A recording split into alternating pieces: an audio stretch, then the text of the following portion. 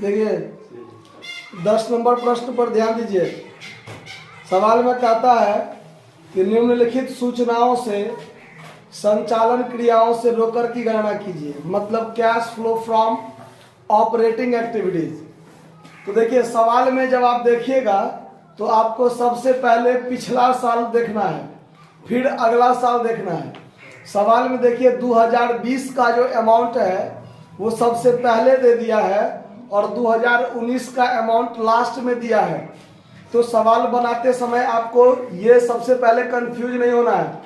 पहले 2019 का अमाउंट हम लोग देखेंगे, फिर 2020 का अमाउंट देखेंगे, ठीक है।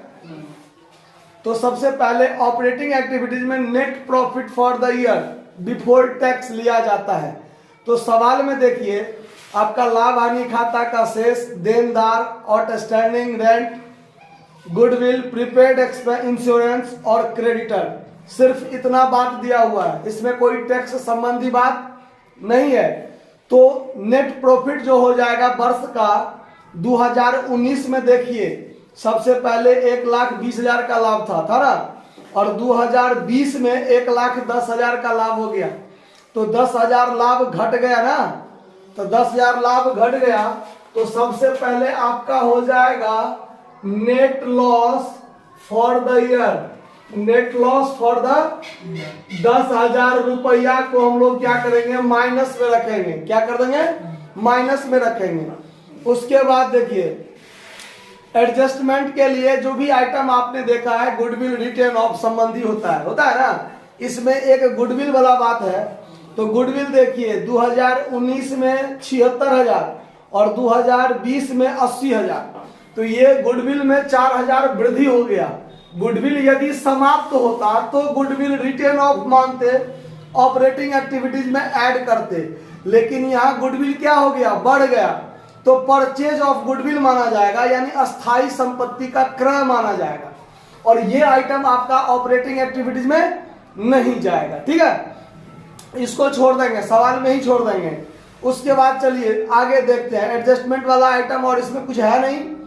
उसके बाद है आपका देनदार, डेटर, 62,000 का था 2019 में और 50,000 का हो गया 2020 में। तो ये 12,000 देनदार क्या हो गया। तो देनदार में जब कमी होता है तो वो हमको कैश दे दिया होगा तब ना कमी हुआ है, इसीलिए ये प्लस में हो जाएगा। Increase in debtor, increase in debtor 12,000 किस चीज में हो जाएगा, जो आइटम प्लस में होगा उसको कोस्ट में नहीं डालेंगे, और जो आइटम माइनस में जाने वाला होगा उसको कोस्ट में डालेंगे, ठीक है। तो आपको यहाँ पर ऐड और लेस लिखने की जरूरत नहीं है, एक लाइन से आइटम देखते चलेंगे, डालते चलेंगे। जो आइटम प्लस वाला होगा कोस्ट में नहीं रखेंगे, जो आइटम माइनस वाला होगा उसको कोस्ट में रख लेंगे, क्लियर हो जाएगा। आउटस्टैंडिंग रेंट ये लायबिलिटी होता है, करंट लायबिलिटी 42,000 का था 2019 में और 2020 में हो गया 24,000 का। ये 18,000 क्या हो गया, घट गया। तो आउटस्टैंडिंग रेंट कर्जा घटा, कर्जा घटा मतलब माइनस में, हमने पेमेंट किया होगा तब ना घटा है, तो पेमेंट किया होगा तो घटा है। तो डिक्रीज इन आउटस्टैंडिंग रेंट कितना रुपया, 18,000 किस चीज में हो जाएगा, माइनस में हो जाएगा। गुडविल का काम ही नहीं होगा। प्रीपेड इंश्योरेंस देखिए 4,000 का था 19 में और 8,000 का हो गया 2020 में, तो 4,000 बढ़ गया ना। प्रीपेड इंश्योरेंस क्या है, करंट एसेट्स, और करंट एसेट्स यदि बढ़ गया तो ये माइनस का आइटम है। क्या है, माइनस का आइटम है। तो यहां लिख लीजिए इंक्रीज इन प्रीपेड इंश्योरेंस 4,000 किस चीज में जाएगा, माइनस में। उसके बाद क्रेडिटर 38,000 का था पहले 19 में और 20 में हो गया 26,000 का, तो ये आपका 12,000 क्या हो गया, घट गया। तो क्रेडिटर घटा यानी करंट लायबिलिटी घटा, क्यों घटा, तो हम पेमेंट किए होंगे इसीलिए घटा। तो डिक्रीज इन क्रेडिटर ये क्या हो जाएगा, 12,000 माइनस में, ठीक है। सारा आइटम का काम हो गया है, जोड़ घटाव कीजिए।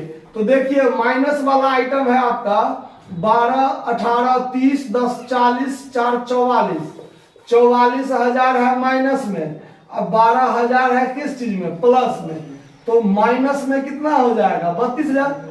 32,000 किस चीज में होगा, माइनस में ना, तो यहाँ माइनस में लिख लेंगे हम लोग क्या 32,000, और यहाँ लिख देंगे हमारे पास से कैश क्या हो रहा है, जा रहा है, माइनस में है, तो नेट कैश आउटफ्लो लिख दीजिए। क्या लिख दीजिए, कैश आउटफ्लो इन ऑपरेटिंग एक्टिविटीज, इन ऑपरेटिंग एक्टिविटीज। ठीक है, तो ये सवाल आपका यहां पर बनकर क्लियर है, नोट कर लीजिए।